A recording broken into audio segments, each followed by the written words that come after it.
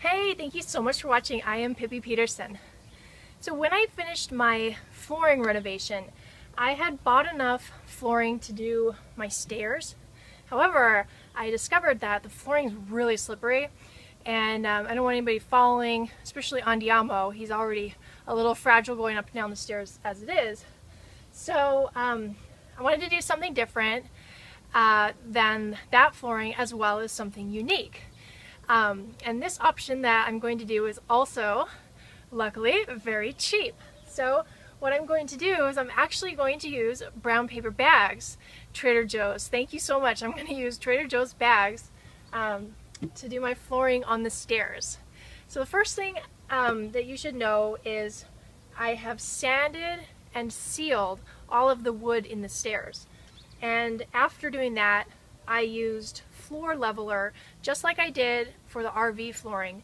I've used floor leveler to hide some of the screw holes and some of the wood imperfections so that it's a lot smoother for the new flooring to go down on top.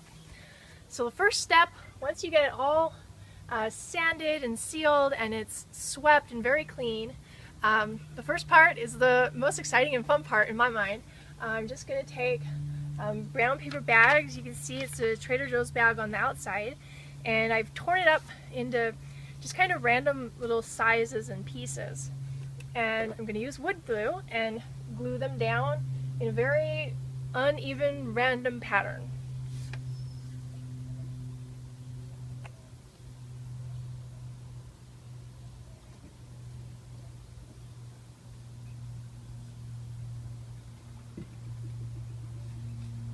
Alright, here goes the first piece.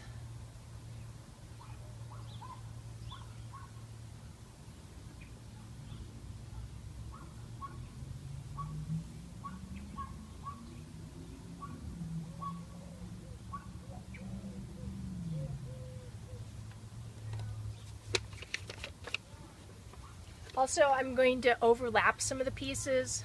I'm not going to try to make it like a puzzle. I mean, obviously, it already was put together. It was a bag, so I'm putting this totally not just mosaic style, but overlapping and lots of texture and layers and stuff.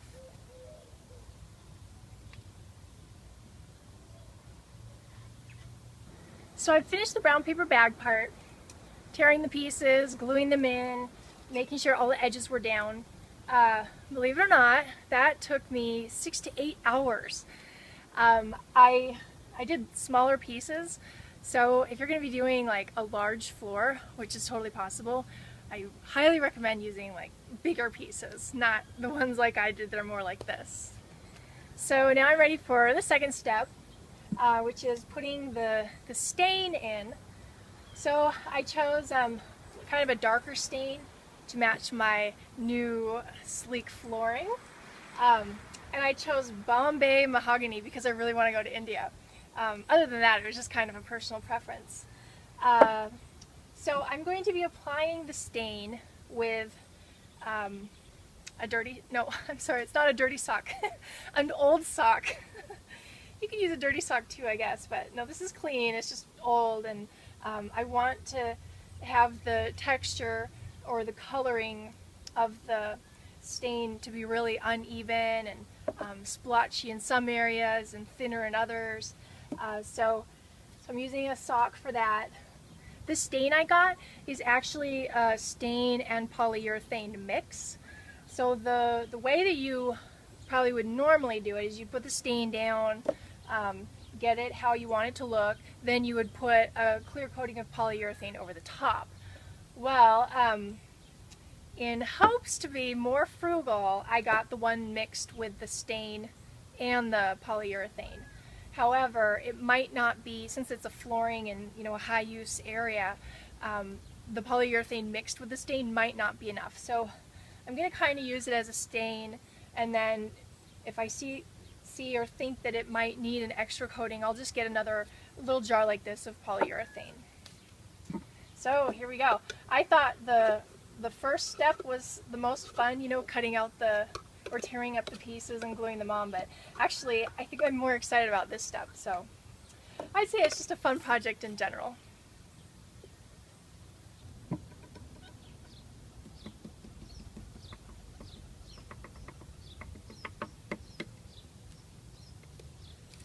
By the way, be sure to use a glove, otherwise you'll have like stained fingernails for a really long time.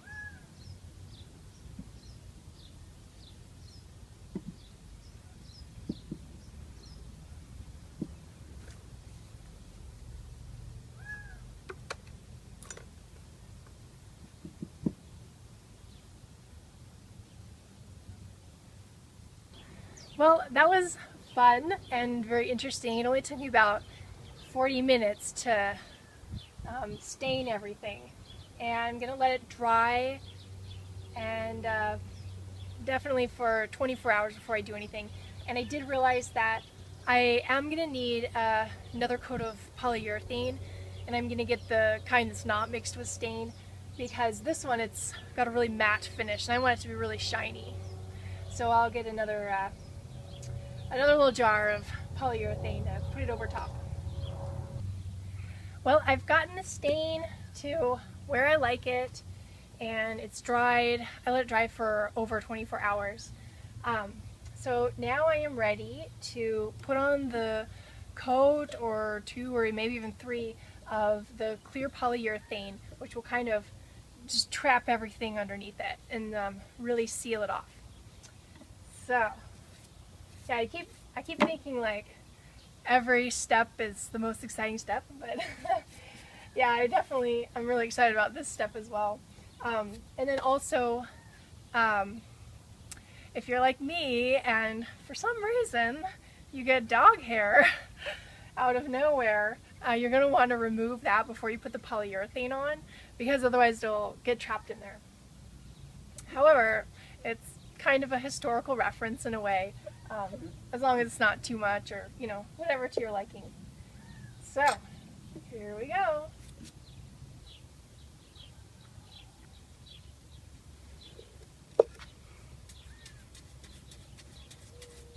So I've got 2 layers of the polyurethane on, and I have to say, when it was in the in-between stage with just the stain and no polyurethane gloss cover over top, I was a little hesitant.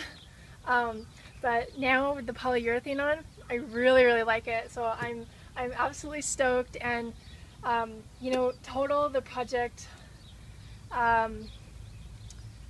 let's see, well, the stain was probably about $6, polyurethane about 7 or 8, brown paper bags were free, and sandpaper, right? If you have that, or if you don't, you might have to buy that. So it's a pretty cheap project, you know, less than 20 bucks for a little area. And the last thing I want to do here is put on these little skid guard non-slip things, because it's still a little bit slick. So I'm going to do that.